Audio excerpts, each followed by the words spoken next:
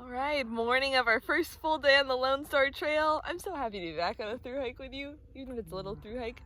And it's Thursday, and we may or may not still be hiking on Tuesday, depending how fast we hike. So this is gonna be Taters Thursday instead.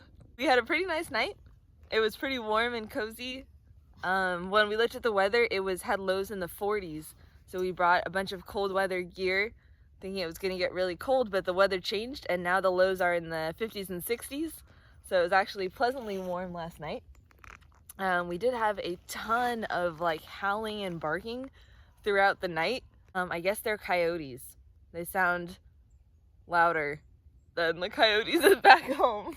Oh, also the spiders out here are really big. They're the same kind of big spiders that we had on the Appalachian Trail, but they are like 3 times as big. Daddy long legs. Matt is happy because it's coffee time. Okay, coffee hasn't kicked in yet. Here, Taters demonstrates the latest in crossing guard fashion. We weren't wearing them last night because we were basically out after dark, didn't hear any gunshots, but we've already heard some things that sound like gunshots. So this trail is only about 91 miles-ish.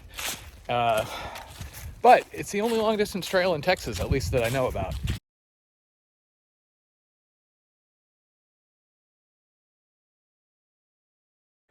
Wow. Matt, how do you pack up so fast?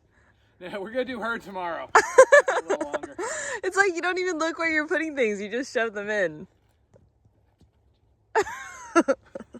As usual, we're getting out slowly after a couple of cups of coffee. So this is the designated campsite. We came by last night, but there was already a family camped here and they were having a fire. So we found something nearby where we wouldn't bother anybody. So I saw this on the back of the sign and I'm like, oh, there must be a register here. So I came back over to sign it. Nope, wrong inbox. Okay. So we basically wanted to come do this because I want to do all the things and then do some of the things multiple times. And, you know, it was an excuse to go do something in between visiting family.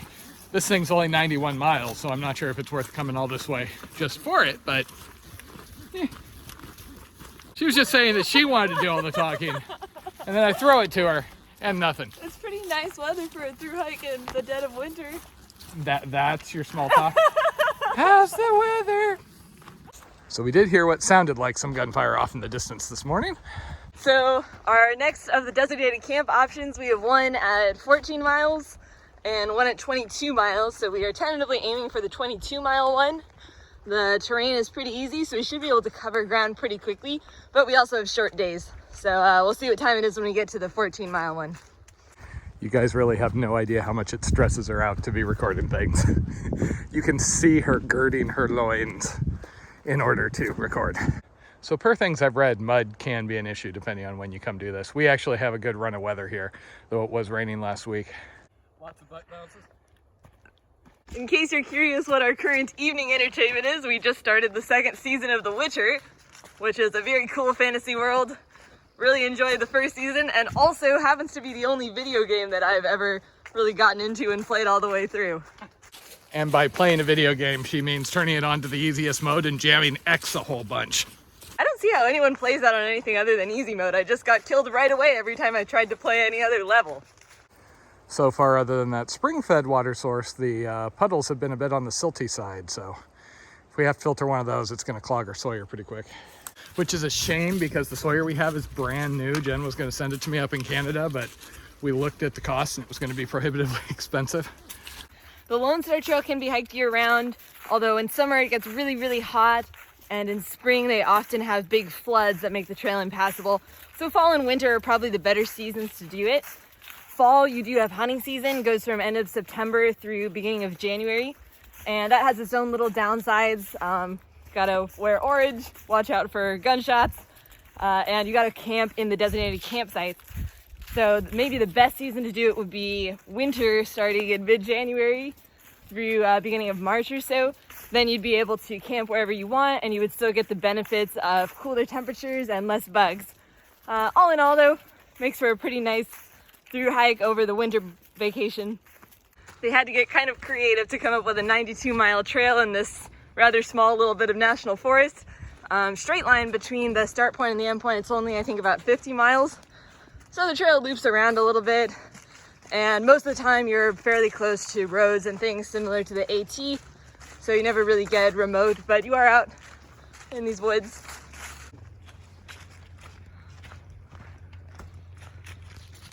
And then they cut to another scene and they're like, oh, by the way, Anne is dead. So for hikes like this that don't have a gut hooks, I normally just get a GPX and prep the trail using Gaia and Caltopo and use that to navigate. But for this one, I wanted to try all trails again since I hadn't used it for a while. And there was already a track recorded for the entire trail. So that's been useful, but I'm not the biggest fan of the feature set on all trails personally. Yeah, I really feel like we're hiking this trail the old-fashioned way. You know, there's no instant GPS to tell you what mile you're on. We have to actually keep track using these mile markers. What else? Oh, no comments on water sources. So yes, she just called using a phone to navigate the trail the old-fashioned way because there was no gut hooks or F-word app.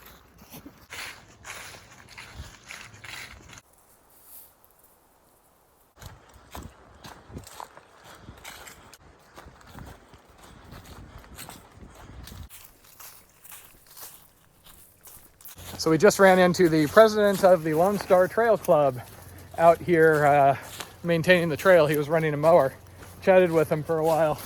Unfortunately, he now has me bummed about the eastern side of the trail because he said that it's the longest road walks, the most dogs, and mud. So, yay. Okay, I'm pretty sure that... Can we start over? Okay, I'm pretty sure the dogs are going to be nothing compared to the Alabama dogs. But wait, no. I'm pretty sure the dogs are going to be nothing compared to the Florida dogs. The road walk is going to be nothing compared to the Alabama road walk. The mud is going to be nothing compared to Vermont mud. I think it's going to be horrible.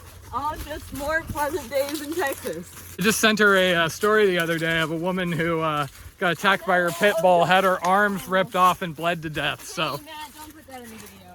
So if you find this on our bodies after we've been killed by dogs, had to catch her disapproval of that. Peaceful morning snack stop at Caney Creek. Oh, he looks so comfy. So these are Taters' new pants that they're great for going out and searching for something the kids are referring to as camel toads. Think that I am bringing it a little bit with these cool color pants. So as you can see, we could be filtering water here, but it's kind of silty, and we've still got a ½ liter, and it's just 8 miles until we got potable water. Yeah. So super cool getting to catch the president of the Lone Star Hiking Club in the act. And as we were talking to him, I just was really struck by how much his love of the trail came through. He said that although this trail doesn't have big grand vistas like some of the other trails, that its beauty is in the little things. And he talked about how we're going to see the types of trees change as we go from west to east and go through some different ecological zones, and just even little plants and bugs on the ground we're going to see change and stuff like that. So just super cool. He also was talking about some of the challenges of being in charge of taking care of a trail system like this and working with the Forest Service. They're currently working on a 15-year plan, or was it a 25-year plan? Anyway, they're working on future plans for how to maintain and possibly expand or add to the trail system in the upcoming years. They're expecting the population of the Houston area to grow by about 7 million. And so they're expecting to see a lot more use on the trail, and they're trying to figure out what's the best way to support that. Do they need more parking areas, more like facilities like porta potties to help with the increased use and things like that.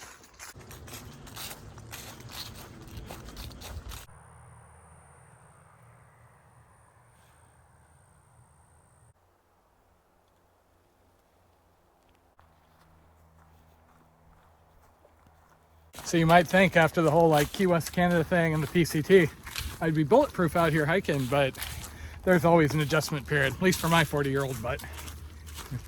I've done about 10, 12 miles today, and my feet are hurting.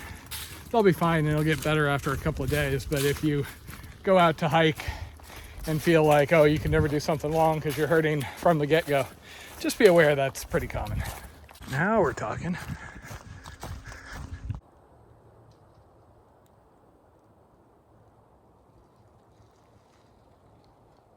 Peaceful other than the occasional gunfire, huh? Yeah.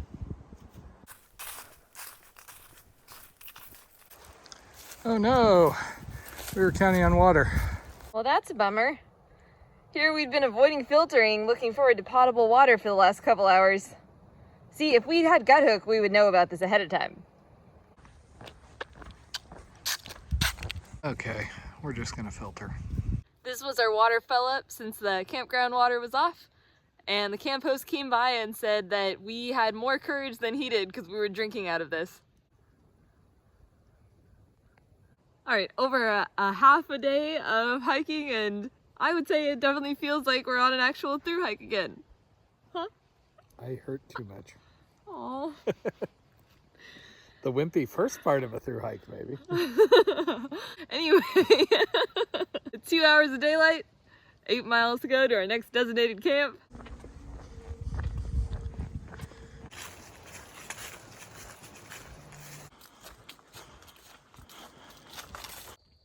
And here's our evening water stop, with 5 more miles to go. So that little inconvenience I mentioned earlier about having to stay in designated campsites due to hunting season starts to feel like a little bit bigger inconvenience when the sun is setting, you just filled up 3 liters of water, there's lots of peaceful, happy camps all around, and you can't stay at any of those. Gotta do another 5 miles. Just before 7:30 at night, we made it to our designated primitive camp.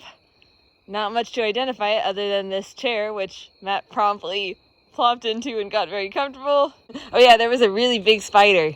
There were multiple. In a cool web. And lots of webs in front of the trail, trust me, I ate a few. Thanks for clearing those out for me. Home sweet home for the night.